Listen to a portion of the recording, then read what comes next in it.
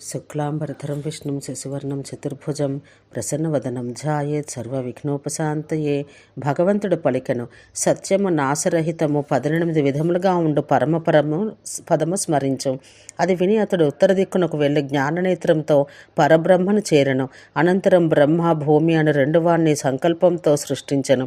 అతడు కూడా పితామహ నేనేమి చేయవలను బ్రహ్మచే ఆజ్ఞాపించబడి పరబ్రహ్మ వద్దకు వచ్చెను.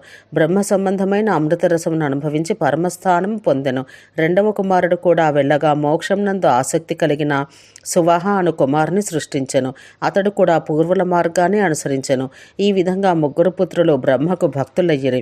ఇలా వారు 3 గొప్ప గతిని పొందిన పిదప బ్రహ్మ ఘోర తపం మొదలుపెట్టెను. అయితే తానొక్కడు తపమాచరించుటకు శక్తి లేనివాడై తన శరీరంలో సగభాగము నుంచి శుభలక్షణాలు గల భార్యను సృష్టించెను. పిదప పితామహుడు తన వంటి పుత్రులను పుట్టించెను. వారు కూడా సమస్త ప్రజలకు పతులై ప్రజాపతులై యోగులైరి. లోకములు వారి నుంచే వచ్చినవి. బ్రహ్మ మొట్టమొదట తన తపశ్శక్తితో ధర్మాత్ముడైన ధర్ముడు అను వారిని సృష్టించెను. తర్వాత దక్షుడు, మరీచుడు, అత్రి, పులస్సుడు, పులహుడు, క్రతువు, వశిష్ఠుడు, గౌతముడు, భృగువు, అంగీరసుడు అను వారిని సృష్టించెను. వారు చేసిన మహత్కార్యముల వలన వారు మహర్షులు అనబడిరి. మహర్షుల వంశములు 13 గుణములతో మూలములుగా గలవి. అదితి, దితి, ధను, కాల, అనాయు, సింహిక, కస, ప్రాచి, క్రోధ, సురస, వినత, కద్రువ అను 12 కన్యలు దక్షుని పుత్రికలు. అట్లే 27 నక్షత్రములు దక్షుని పుత్రికలు. మరీచి తపస్సు చే కశ్యపుని పుత్రునిగా సృష్టించెను. ఆ కశ్యపునికి దక్షుడు 12 కన్యలను, చంద్రునికి 27 నక్షత్రములనిచ్చి వివాహం చేసెను. పూర్వం లక్ష్మీ, సరస్వతి, సంధ్య, విశ్వేశ, మహాయతి అను 5 కన్యలను బ్రహ్మ సృష్టించి సురశ్రేష్ఠుడగు ధర్మునికి ఇచ్చెను. బ్రహ్మ రూపంలో సగం రూపమైనది, కోరిన రూపం ధరించినది అయిన బ్రహ్మ యొక్క భార్య ఒక్క మారుగా సురభి రూపంలో బ్రహ్మ వద్దకు వచ్చి నిలిచెను. లోక సృష్టి కార్యం హేతువుగా గోవుల హితం కోసం బ్రహ్మదేవుడు ఆమెతో రమించెను. బ్రహ్మ 11 మంది బలవంతులైన ధర్మ సంయుతులైన పుత్రులను పుట్టించెను. వారందరూ సాయం సంధ్యందుల ఎర్రని మేఘం వలె తేజోవంతులై ప్రకాశించిరి. వారందరూ రోధిస్తూ పరిగెడుతూ పితామహుని వద్దకు వెళ్ళిరి. ఇలా వారు రోధించటం వల్ల పరిగెత్తుట వలన వారు రుద్రులు అనబడిరి. నిరుతి, సంధ్య, అయోనిజుడు, మృగవ్యాధుడు, కపర్ధి, మహావిశ్వేశ్వరుడు, అహిర్బుధ్నుడు, కపాలుడు, పింగళుడు, సేనాని, మహాతేజస్సుడు అనేవి వారి పేర్లు. వారే ఏకాదశ రుద్రులు. ఆ సురభి నుంచి గోవులు, దేవతలు, అజులు, హంసలు, ఓషధులు జన్మించిరి. ధర్ముని ద్వారలక్ష్మికి కాముడు, సాధ్యులు, భవుడు, ప్రభవుడు, కృశాసుడు, సువహుడు, అరుణుడు, వర్ణుడు, విశ్వామిత్రుడు, చలధ్రువుడు, హవిష్మంతుడు, తన్నుజుడు, విధాసుడు, అభిమతుడు, వత్సరుడు, అసురులను సంహరించిన భూతి, సుపర్వుడు, బృహత్కాంతి జన్మించిరి. మొదట ధరుడిని, 2వ వానిగా అవ్యయుడగు ధ్రువుని, 3వ వానిగా విశ్వావసుని, 4వ వానిగా సోముని, తర్వాత తగినవానిగా ఆయువుని, తర్వాత యముని, 7వ వానిగా వాయువుని, 8వ వానిగా నిర్హృతిని సురభియందు ధర్ముడు జనింపచేసెను. విశ్వయందు ధర్మునికి విశ్వేదేవతలు పుట్టిరని తెలియము. దక్షుడు, పుష్కరుడు, తమ్ముడు, చాక్షుషుడు, అత్రి, భద్రుడు, మహోరగుడు, విశ్వాంతక వసువు, బాలుడు, నికుంభుడు, రురుధుడు, అతి సిద్ధౌజస్వి జన్మించిరి. దేవమాత దేవతలను జనింపచేసెను. అగ్ని, చక్షు, రవి, జ్యోతి, సావిత్రి, మిత్ర, శరవృష్టి, సుకర్ష, విరాజ, రాజా, విశ్వాయ, సుమతి, అశ్వగుడు, చిత్రరశ్మి, నిషధుడు, ఆత్మవిధి, చరిత్ర, పాదమాత్రగా, బృహంత, బృహద్రూప, వాసనాభిగా వీరంతా మరుద్ధతి పుత్రులు. అదితి కశ్యపుని ద్వారా 12 మంది పుత్రులకు జన్మనిచ్చెను. వారి పేర్లు ఇంద్రుడు, విష్ణువు, భగుడు, త్వష్ట, వరుణుడు, అంశుడు, ఆర్యముడు, రవి, పూషుడు, వరదుడైన మిత్రుడు, ధాత, పర్జన్యుడు. ఈ 12 మంది దేవతలలో శ్రేష్ఠులు. ఆదిత్యునికి సరస్వతి యందు 2 శ్రేష్ఠులను పుత్రులు జన్మించిరి. వారు తపస్సులో, గుణంలో శ్రేష్ఠులు, స్వర్గంలో అతి ప్రియులు. ధనువు దానవులకు, దితి దైత్యులకు జన్మనిచ్చెను. కాలకేయులకు, అనాయువు, మహాబలవంతులైన వ్యాధులకు జన్మనిచ్చెను. సింహిక గ్రహములకు తల్లి, ముని గంధర్వులకు తల్లి, ప్రాచి పుణ్య అప్సరసులకు తల్లి, క్రోధ భూతములకు, పిశాచములకు, యక్షగణాలకు, రాక్షసులకు జన్మనిచ్చెను. సురభి 4 కాళ్ళ జీవులకు, గోవులకు జన్మనిచ్చెను. పురాణ పురుషుడైన విష్ణువు మాయని సృష్టించెను. ఋషులచే స్తుతించబడినట్టు నీకు చెప్పాను. ఉత్తమమైన ఈ పురాణం ఎవరు వింటారో, పర్వదినాలందు ఎవరు దీన్ని పఠింతురో వారు రాగము తొలగి ఇహలోకంలో సుఖం అనుభవించి పరలోకంలో స్వర్గఫలం పొందును. ఎవరైతే కృష్ణుని కళ్ళతో దర్శించి, మనసుతో చింతించి, వాక్కుతో జపించి, కర్మలతో సేవించి, ఈ 4 విధములుగా సేవించునో అతడు కృష్ణుని కృపకు పాత్రుడగను. రాజ్యం కోల్పోయిన రాజు రాజ్యాన్ని తిరిగి పొందును. ధనం లేనివాడు ధనం పొందును. ఆయుక్షీణుడు ఆయువును పొందును. పుత్రకాముడు పుత్రుని పొందును. యజ్ఞార్థులు వారి వారి కోరికలను, వివిధ రకాల తపస్సులను పొందును. ఎవరెవరు ఏ కోరికలు కోరునో అవి అన్నీ లోకేశ్వరుని అనుగ్రహం వలన పొందును. అన్నింటినీ వదిలి శ్రీపుష్కర ప్రాదుర్భావం వినువారికి ఎటువంటి అశుభము కలగదు.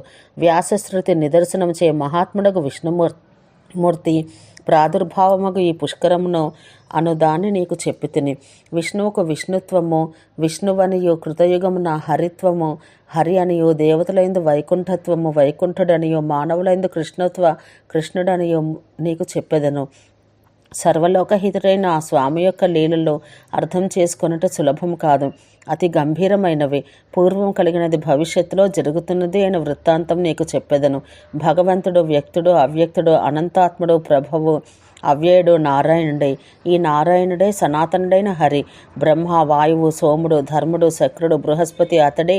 జన్మమే లేని ఆ నారాయణుడు అదితికి పుత్రుడుగా అవతరించెను. ఇంద్రునికి తమ్ముడని, విష్ణువని ప్రసిద్ధుడగును. నారాయణుని ప్రసన్నుని చేసుకుంట వలన అదితి పుత్రుడయ్యను. కారణం దేవశత్రువులను, దైత్యులను, దానవులను, రాక్షసులను వధించుటకు బ్రహ్మకల్పంలో దేవతలను, బ్రహ్మను, ప్రజాపతులను సృష్టించెను. బ్రహ్మ యొక్క మానసపుత్రుల వంశం కూడా సృష్టించెను. ఈ మహాత్ముల నుండి పరబ్రహ్మ సనాతనుడు అవతరించెను. విష్ణులీలలు మిక్కిలి ఆశ్చర్యం కలిగించెను. ఆ లీలలు సదా కీర్తనీయములు. లోకమంతా తెలుసుకోవలసిన ఒక లీలను నీకు ఇప్పుడు చెప్పెదను. ఓ భీష్మ, ప్రస్తుత కృతయుగంలో వృతాసుర వ్రత అనంతరం తారకామయం అని త్రిలోక విఖ్యాతమైన సంగ్రామం జరిగింది. సంగ్రామం వంద జయింపసఖ్యం కాని ఘోరమైన దానవులు, దేవాసురులు, యక్ష, సర్ప రాక్షసులందరినీ వధించుచుండిరి. అప్పుడు దేవాదులు విముఖులై ముక్కలైన ఆయుధాలతో సొలసి రక్షకుడగు నారాయణుని మనసులో శరణు పొందెను. ఇంతలో ఆరిపోవు మినుగురు కాంతి కలిగిన మేఘములు సూర్యచంద్ర గ్రహణాలతో ఆకాశ తలాన్ని కప్పివేయుచు, ప్రచండమైన మెరుపుతీగలతో భయంకర ధ్వని చేయుచు, పరస్పరం వేగంగా కొట్టుకొనుచు 7 రకాల వాయువులు వీచినవి. ఉరుములు, మెరుపులు, గాలుల వల్ల జలములు వేడెక్కినవి. ఘోరమైన ధ్వనులతో, ఉత్పాతములతో ఆకాశమును దహించుచున్నట్లుండెను. వేల కొద్దీ ఉల్కలములు నేల రాలినవి. ఆకాశమున చరించినవి, నేల కూలినవి. దేవ విమానములు నేలను తాకి మరలా రివ్వన ఎగురుచుండనివి. 4 యుగముల అంతమున లోకములకు ఎట్టి భయం కలుగునో అట్లు ఆ ఉత్పాత లక్షణమున రూపమున గలవి కూడా రూపం లేనివయ్యను. దానిచే అంతటా చీకటి అలుముకొని ఏదీ తెలియకపోయెను. దశదిశలు చీకటితో దట్టంగా కప్పబడి ప్రకాశించలేదు. కాళికాదేవి విశేష రూపమును ధరించి నల్లని మేఘమునే ముసుగుగా చేసుకుని అచ్చటికి వచ్చెను. నల్లని చీకటి సూర్యకాంతిని కమ్మివేయగా ఆకాశం ప్రకాశించలేదు. అట్టి దట్టమైన నల్లని మేఘమును గల ఆకాశమును చేతులతో కప్పివేసి నల్లని వర్ణ శరీరంతో శ్రీహరి తన దివ్య శరీరం చూపించెను. ఆ శరీరం మేఘము మరియు కాటుకల వలె, మేఘం వంటి వెంట్రుకలతో, రూపంలోనూ తేజస్సులోని నల్లని పర్వతం వలె ప్రకాశించెను. మెరుస్తున్న పీతాంబరమును దాల్చి మేలిమి బంగారు ఆభరణాలు ధరించి పొగ వంటి చీకటి వంటి శరీరంతో యుగాంతంను ఎగసిన అగ్నివలే వచ్చినతను విష్ణువు. అతని భుజములు గుండ్రంగా బలముగా ఉండెను. తలపై కిరీటంతో బంగారు ఆయుధాలతో ప్రకాశించుచుండెను. సూర్యచంద్రుల కిరణములచే మెరీచు పైకి లేచిన గిరి శిఖరం వలె ఉండెను. నందకుని ఆనందింపచేసిన చేతులను, కౌస్తుభంచే మరియు వక్షస్థలమును కలిగి శక్తిచే విచిత్ర ఫలములచే ఉప్పారువాడు, శంఖచక్ర గదలు ధరించినవాడు, క్షమాశీలుడు, శ్రీవత్స సారంగములను చేత ధరించినవాడు, దేవతలకు ఉదారంగా ఫలమునిచ్చువాడు, స్వర్గ స్త్రీలకి అమిత ఇష్టుడు, అన్ని లోకముల యందు అందరికీ మనోహరుడు, మాయా అనే విశాల విటపం కలవాడు, మేఘ సమూహ సమాన కాంతి కలవాడు, విద్య, అహంకార మానములు కలిగి మహాభూతముల కారకుడగువాడు, విచిత్ర పత్రంలో గ్రహ నక్షత్ర పుష్పములు, దైత్యలోకమున గొప్ప కొమ్మను కలిగి మానవలోకమును ప్రకాశించువాడుగా ఉండెను. నారాయణుడు సముద్రం వంటి ధ్వని కలిగి రసాతల తలమును ఆశ్రయముగా కలిగి నాగేంద్ర పాసములచే విస్తరించి పక్షుల, జంతువులను కలిగినవాడు, అన్ని లోకాలకు ఆశ్రయమైన పెద్ద చెట్టు వంటి వాడు, అవ్యక్తమగు ఆనందమును, జలమును, వ్యక్తమగు అహంకారమును నురుగును కలవాడు. మహాభూతములే హస్తములుగా గ్రహ నక్షత్రములే బుడగలుగా కలిగి విమాన వాహనములచే వ్యాపించినవాడు. జంతుగణాలచే మత్స్యగణాలచే కూడుకున్నవాడు. శైలములు శంఖములు కలవాడు. త్రైగుణ్య విషయములే సుడులుగా కలవాడు. అన్ని లోకములను తన యందు దాచుకునేవాడు. గొప్ప వీక్షములు లతములు కలవాడు. సర్పములచే విడవబడిన నాచు కలవాడు. ద్వాదశాదిత్యులకు మహాద్వీపము, ఏకాదశ రుద్రులకు పట్టణము, అష్టవసువులకు పర్వతము, ముల్లోకములను నీటికి సముద్రము ఈ నారాయణుడు. సంధ్యాకాలమున వేడికి నీరు, పూర్తి అగ్నిచే ప్రకాశించువాడితను. దైత్య యక్ష గణముల సమూహం, రాక్షస గణములతో జలచరాలతో కూడుకున్నవాడు. పితామహుని గొప్ప శక్తి, స్వర్గస్త్రీల రత్నములతో కూడినవాడు. తేజస్సు, కాంతి, కీర్తి, లక్ష్మి మొదలగు వాణిచే నదిచే కూడినవాడు. కాలము, యోగము, మహావర్షము, ప్రళయము అను వాని ఉత్పత్తిచే వేగం పొందినవాడు. సత్సంయోగమను గొప్ప తీరము, నారాయణుడను మహాసముద్రము. దేవదేవుడు వరములనిచ్చువాడు, భక్తప్రియుడు, అనుగ్రహించు దేవుడు, ప్రశాంతతను నగూర్చువాడు. సూర్య అశ్వరథములతో కూడి గరుడధ్వజం కలిగి సూర్యచంద్రుల బింబం చేయబడిన నక్షత్రముల వలయముల మధ్య అనంత కిరణముల గలవాన్ని చూచుటకు వీలుకాని మేరు కూబరమున నక్షత్రములే చిత్ర కుసుమాలుగా గల చోట గ్రహ నక్షత్రాలతో ఉన్న ఆకాశం దివ్యలోకమయ రథమున నారాయణుని సూర్యాశ్వరథంతో కూడుకున్న వానిగా ఇంద్రాది దేవతలు చూచి అంజలిబద్ధులై జయమని పలికి శరణమిచ్చువాడిని శరణు వేడిరి. వారి మాటలు విని పరమదేవతయగు విష్ణువు రాక్షసులను మహాయుద్ధమును నశింపచేయదలిచెను. ఉత్తమ శరీరమును దాల్చి విష్ణువు ఆకాశమున నిలిచి దేవతలందరినీ ఉద్దేశించి ప్రతిజ్ఞాపూర్వకంగా ఇట్లనను: మరుద్గణములారా శాంతించండి, మీకు భద్రమగుగాక, భయపడకండి. నా చేత దానవులు జయింపబడుదురు, ముల్లోకంలో గ్రహింపబడుగాక. సత్యసంధుడగు విష్ణువు పలికిన మాటలకు సంతోషించి దేవతలు ఉత్తమ అమృతాన్ని ద్రావినట్టు పరమ ఆనందం పొందిరి. అంతటా చీకటి తొలగింది, మేఘములు నశించినవి, మంగళకర వాయువులు వీచినవి, దిక్కులన్నీ తెల్లనైనవి, నక్షత్రములు శుద్ధముగా మారి చంద్రుని చుట్టూ తిరిగినవి, గ్రహములు యుద్ధమును చేయలేదు, సముద్రములు కూడా ప్రసన్నమైనవి, మార్గములు ధూళి లేనివాయను. అట్లే స్వర్గాది ముల్లోకముల నిర్మలమాయను, నదులు చక్కగా ప్రవహించను, సముద్రం క్షోభించలేదు, నరుల అంతరాత్మయందు ఇంద్రియములు శుభములయ్యను, మహర్షుల శోకము తొలగి వేదములను గట్టిగా చదివరి, యజ్ఞముల యందు అగ్ని శుభముల హవిస్సును గ్రహించను, లోకములు ధర్మంతో ప్రవర్తించు సంతోషించినవి. సత్యమగు ప్రతిజ్ఞ గల విష్ణువు చేసేదనటను అభయమిచ్చుటను విని దైత్యులు దానవులు యుద్ధం చేయుటకు విజయం సాధించుటకు గొప్ప ప్రయత్నం చేసిరి. మయుడు గొప్ప బంగారు రథం అధిరోహించెను.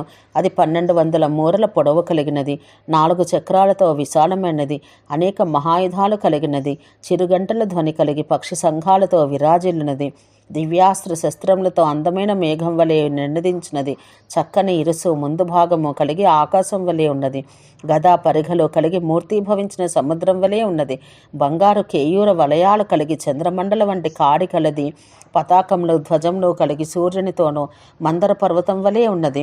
గజేంద్రుని శరీరమును కొన్ని చోట్ల కేసరం వంటి కాంతి కలిగి 1000 నక్షత్రాలతో చక్కని ధారలతో నినదించుచుండెను. ఆకాశాన వెళ్ళగలుగు రథం అది, దివ్యమైనది. యుద్ధమును చేయదలిచి మయుడు సూర్యుడు మేరువును అధిరోహించినట్టు ఆ రథమును అధిరోహించెను. ఇక తారుడను దానవుడు క్రోశ విస్తారం కలిగి పూర్వం చెప్పిన రథం వంటి రథం ఎక్కెను. ఆ రథం పర్వతం వంటి కాడి కలిగి నల్లని కాటుగా గుట్టు వలె ఉండి కాడికి ఇనుము రత్నముల సమూహం కట్టబడి ఉండెను. చీకటిని చీల్చు కిరణాలతో గర్జించు మేఘం వలె ఉండి లోహజాలంతో కూడిన కిటికీలు కలిగి ఉండెను. ఇనుప ఆయుధాలు పరిఘలు విసరగలుగు ముద్గరములతో నిండి ఉండెను. విసరు ఆయుధములు బంధించు పాసములతో కంటకములు లేకుండా ఉండెను. తోమరం పరస్వతం మున్నగునవి ఉండెను. ద్వేషించు వారి కొరకు ఎగసి దూకటచే 2వ మందరం వలె ఉండెను. గొప్ప పొడవు వెడల్పోగల ఆ రథమును తారుడు అధిరోహించెను. విరోచనుడు కూడా కోపించి చేతిలో గదను దాల్చి సైన్యం ముందు నిలిచి వెలుగుచున్న శిఖరంతో ఉన్న పర్వతం వలె ఉండెను. హయగ్రీవుడను దానవుడు 1000 గుర్రాలు గల దానవ వ్యూహమును చుట్టూ వెళ్ళెను. విప్రచితి యొక్క పుత్రుడు శ్వేతుడను వాడు తెల్లని కుండలాలు ధరించి శత్రు సైన్యాన్ని మర్దించువాడై రథాన్ని నడిపెను. చాలా విశాలమై 1000 మూరల వెడల్పు గల ధనుస్సును మీటుచు యుద్ధం యొక్క ముందు భాగాన వృక్షంతో పర్వతం వలె నిలిచెను. కరుడనవాడు కోపంతో కళ్ళ నుండి నీటిని గ్రక్కుచు పళ్ళు పెదవులు కళ్ళు అదరుచుండగా యుద్ధమును చేయగోరెను. త్వష్ట 18 గుర్రాలను పోంచిన రథమెక్కి దివ్య వ్యూహంతో యుద్ధమును నిలిచెను. బలిపుత్రుడు శ్రేష్ఠుడు గొప్ప ఆయుధమును కలవాడు అగు అరిష్టుడను వాడు భూమిని కంపింపచేయుచు యుద్ధమును కోరి నిలిచెను. కిశోరుడు సంతోషంతో ప్రేరేపించబడిన సింహం వలె గ్రహముల మధ్య సూర్యుని వలె దైత్యుల మధ్య నిలిచెను. లంబుడన్న వాడు నీలమేఘం వంటి కాంతితో వేలాడ భూషణాలతో దైత్య వ్యూహంన ఉండి మంచుతో ఉన్న సూర్యుని వలె ఉండెను. ఇక హంసుడు భూప్రకాశమును కలిగి దంతములు పెదవులు కండ్లు ఆయుధములుగా క్రూర మహాగ్రహంగా దైత్యుల మధ్య నిలిచి ఉండెను. ఇతరుల గుర్రాలపై మదగజాలపై ఉండరి, మరికొందరు సింహాలపై పులులపై వరాహములపై భల్లూకములపై ఉండరి, మరికొందరు ఒంటెలను గాడిదలను మేఘములను ఎక్కిరి. భీషణముగా వికృతమగు ముఖములు గల మరికొందరు పదాతులై యుద్ధమును కోరి ఒంటికాళ్ళపై గెంతిరి, గాలిలో ఎగిరి నర్తించిరి. అరుస్తూ దర్పంతో ఉన్న పులుల వలె దానవ వీరులు కోలాహలం చేసిరి. వారు గదలను పరిఘలను శిలలను ముద్గరములను చేతదాల్చి పరిఘల వంటి బాహువులతో దేవతలను బెదిరించసాగిరి. అనేక విధాలైన ఆయుధాలతో శతఘ్నులతో ముద్గరములతో క్రీడించిరి. అట్టి ఆయుధాలు దాల్చిన వారితో మేఘములతో వలె ఆకాశం అంతటా కప్పబడెను. ఈ విధంగా ఆ దానవ సైన్యం అన్ని జీవుల మదంచే ఉత్కటమై ఉదయించిన మేఘముల సైన్యం వలె దేవతల ఎదుట నిల్చెను. ఆ దైత్య సైన్యం వేల కొలది సైనికులచే వాయువు అగ్ని శైలము గల మేఘజలం వలె ఉండి యుద్ధం చేయు కోరికతో ఉన్మత్తమైనట్టు కనిపించెను. కురునందన, దైత్య సైన్యం యొక్క విస్తారం వింటివి. ఇక అసురుల వైష్ణవ సైన్యం యొక్క విస్తారం కూడా వినుము. ఓం శాంతి శాంతి శాంతి.